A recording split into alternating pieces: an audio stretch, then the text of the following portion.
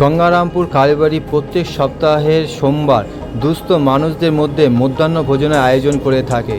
Gangarampur universe light ও Gangarampur high road কালীবাড়ি যৌথ উদ্যোগে দুস্থ অসহায় ক্ষুধার্ত মানুষদের মধ্যে মধ্যাহ্ন ভোজনের পাশাপাশি শারদ উৎসবের উপলক্ষে বস্ত্র বিতরণ অনুষ্ঠান অনুষ্ঠিত হলো সোমবার।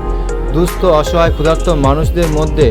মধ্যাহ্ন ভোজনে গঙ্গারামপুর হাইরোড কালীবাড়ি 300 সপ্তাহ পদার্পণ করে। এই বস্ত্রদান অনুষ্ঠানে উপস্থিত ছিলেন গঙ্গারামপুর পৌরসভার chairman Prashanta Mitra, vice chairman Jayanta Kumar Das, high road Kalibari সম্পাদক তপন বসাক, ইউনিভার্স লাইটের সম্পাদক প্রদ্যুৎ সরকার সহ গঙ্গারামপুর হাইরোড কালীবাড়ি ও ইউনিভার্সাল লাইটের কর্মকর্তারা। আরও উপস্থিত ছিলেন কলকাতার Gopalchandra Karmakar, memorial social welfare society কর্মকর্তারা। এই বস্ত্রদান অনুষ্ঠানে প্রশান্ত মিত্র জানান, তারা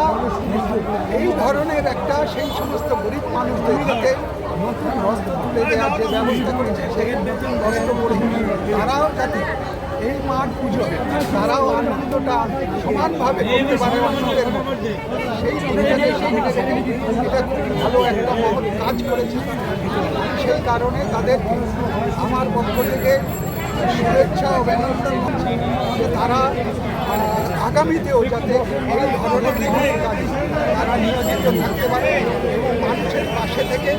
মানুষকে সবসময় সহযোগিতা এই প্রার্থনাই আমি রাখবো আমাদের সর্বশক্তি মার কাছে, যে মা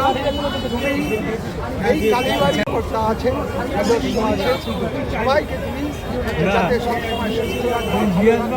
তারা যেন এইভাবে মানুষের পাশে থেকে আমার পুজো যাতে তারা সমানভাবে সবার সঙ্গে একসঙ্গে মিলিতভাবে তারা যাতে আনন্দ উৎসব করতে পারে সেই